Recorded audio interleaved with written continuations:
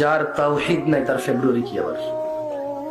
যার ভিতরে ঈমান নেই তার কিসের বেনামাজি?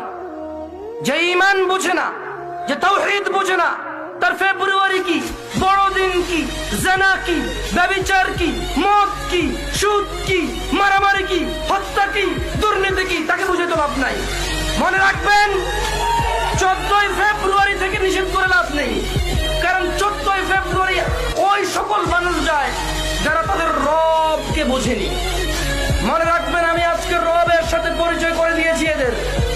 এরা যদি মনে করে 14ই ফেব্রুয়ারি যাবে আর ওদের মৃত্যু হবে ওই অবস্থায়, আর তাদের কোন ওলি মুর্শিদ আছে যে তাদের কবরে যাবে 14ই ফেব্রুয়ারির ওই নষ্টপনা, নোংরা অশ্লীলতার ওখানে গিয়ে তাদের কবরে গিয়ে কেউ তাদের রক্ষা করবে?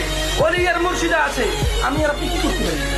দেখা যাবে সেদিন, যেদিন বিচার হবে, মানুষ আল্লাহর সামনে আসবে এককভাবে, একা একা।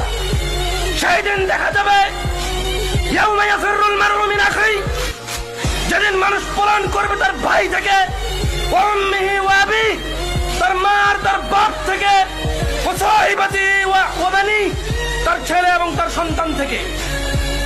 সেই দিন দেখা যাবে যে তার 14ই ফেব্রুয়ারি তার আইডলরা, তার সিনেমার নায়করা, তার রাতের আনন্দের গায়করা, তার চোখের সন্তুষ্টির গায়িকারা, নায়িকারা তাকে কতটুকু উপকার করে। ওকে আমি 14ই ফেব্রুয়ারি থেকে নিষেধ করবো না।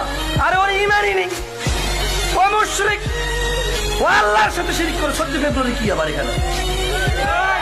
কোন মুসলমান যে আল্লাহকে সম্মান করে সে যেতে পারে না সব জায়গায়। এখনো ক্ষমা চাইবে না আল্লাহর কাছে? বলো আস্তাগফিরুল্লাহ, বলো আল্লাহ আমাকে ক্ষমা করুন, বলো আল্লাহ আমাকে ক্ষমা করুন। সবাই বলুন আল্লাহ আমাকে ক্ষমা করুন। রাস্তা